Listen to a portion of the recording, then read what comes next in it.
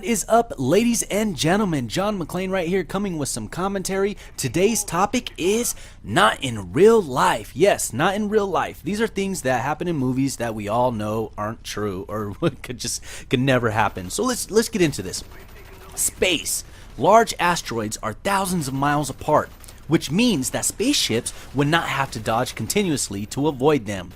Sound does not travel through the near vacuum of space, so any explosion would be silent, as in early episodes of Star Trek. If sound did travel through space, it would travel more slowly than light, so the sound would come after the flash, like thunder after lightning. Spaceships need thrust to change direction.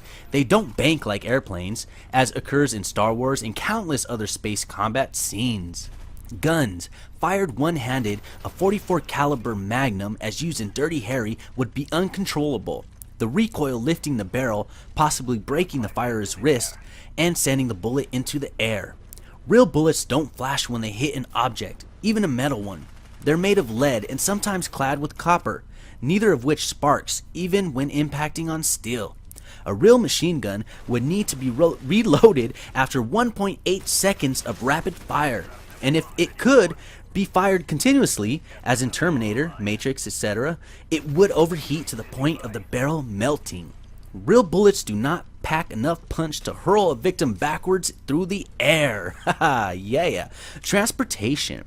Real helicopters are flown from the right-hand seat, but in Batman Forever, Die Another Day, and Rambo, the pilot sits on the left. Mission Impossible and X-Men got it right. That was a pretty good show, pretty good movies, huh? Real cars don't explode as soon as they hit something. Even if the car does catch fire, explosions are rare and delayed.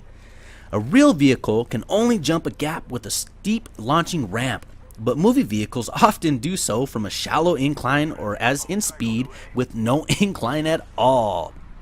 Action. A real person trying to jump through a safety glass window would knock themselves out.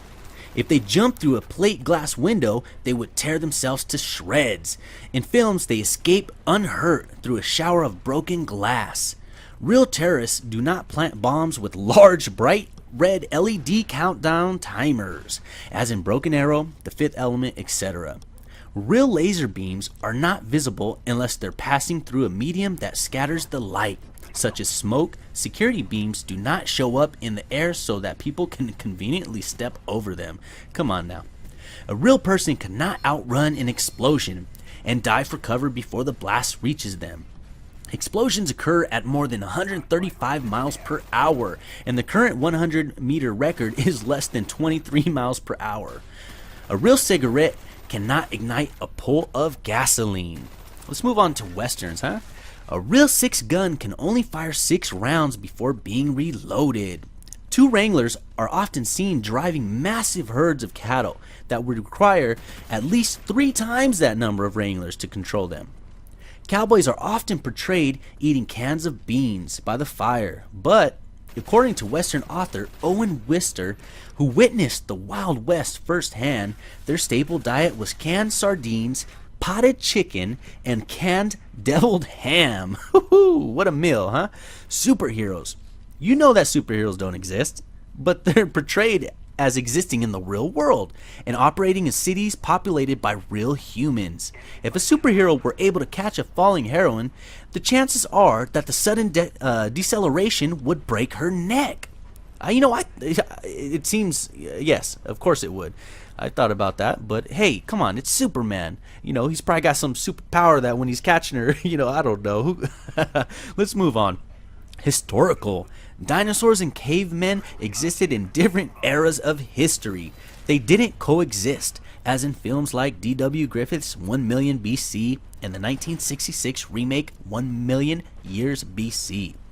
Victorian London smogs were a dirty greenish yellow, hence the name pea souper.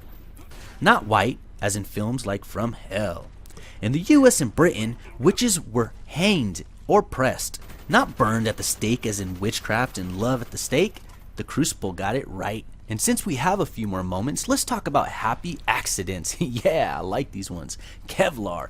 In 1963, chemist Stephanie Kwolek of DuPont was researching an improved means of joining simple molecules into long chains, but the experiment went wrong. Rather than ditching the cloudy liquid she'd created, Qualic tried spinning it into fibers and found that she had produced a revolutionary synthetic material 5 times as strong as steel of the same weight. Kevlar absorbs energy like a spider's web by spreading the force from the point of impact, and it is used in everything from bulletproof vests and suspension bridge cables to racing cars and fishing lines. Yeah.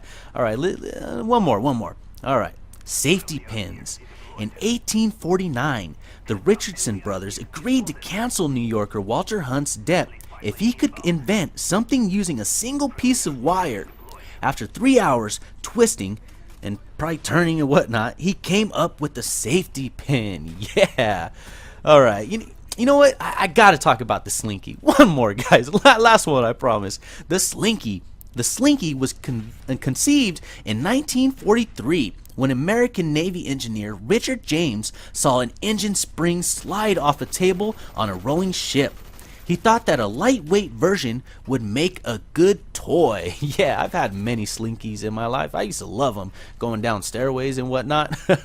All right, guys. Well, that's all I got for you today, and I hope you got a good idea for the type of commentary I do. I just like to have fun. You know, I'm gonna be switching it up a little bit here and there, do a little bit of unboxing. So yeah, I hope you guys had a great day, great month, great year, and happy holidays. They're coming soon.